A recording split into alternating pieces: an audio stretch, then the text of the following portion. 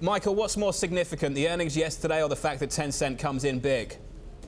John, just to get you straight on Red Dead, it's a Western. I cover Take-Two as well. Michael, seriously, that's why I've got you here, mate, to help me work out what's going on. It's the prequel to the prior game, which sold about 18 million units. So that's a big deal, well. Michael. There you go. Look, the Tencent thing is a great headline. And they're a pretty smart shareholder, and they've made some amazing investments. You know, they invested, or they bought Supercell, which is the best mobile game maker. They have a big stake in Activision, which they haven't increased in about 2 or 3 years. They own a big stake in a private company called Epic Games, which has done very well, and they bought about the same size stake in Glue Mobile, which has dropped a lot. It was at $6 after they bought it. It went under $2 and actually started to rebound recently. So hit and miss. If they bought a stake in Snap, they didn't likely do it last night. They probably did it before these earnings results. And these earnings results were just a whiff. So, you know, I think that what's far more important for a new investor in considering an investment in Snap is, are they growing? You know, and Alex mentioned 62% growth. People don't really care about year over year because year over year reflects the ramp in their efforts. Look at sequential growth, and it was anemic. You know, it was up something like $27 million. Their advertising revenue is just not even coming close to growing at the rate that Facebook's is. And Facebook is something, you know, is a platform that advertisers understand because they're on it, their spouses are on it, their mothers are on it.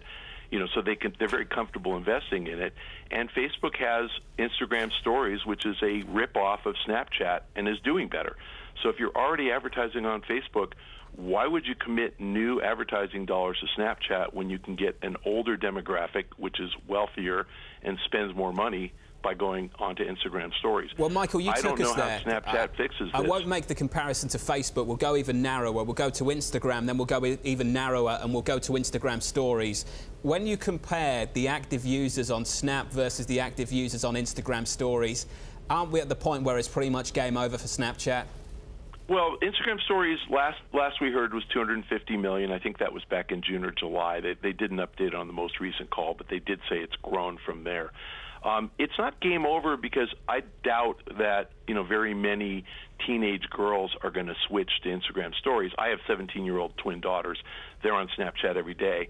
I have a wife who's a bit older than that. She's on Instagram Stories every day. So Instagram Stories was set up to prevent, you know, all of us who are over 30 from switching to Snapchat. And we're already on Facebook. We're already on Instagram. Our friends lists are already set up. So it's really easy to start with Instagram Stories and I have to build a new friends list. That's a defensive move by Facebook that has been brilliant. So it's going to curtail Snapchat's ability to grow among an older demographic. Eventually, my 17-year-old daughters will be 40, and they'll probably still be using Snapchat. So I think Snapchat will keep growing. Yeah. They're just not going to ever get my wife.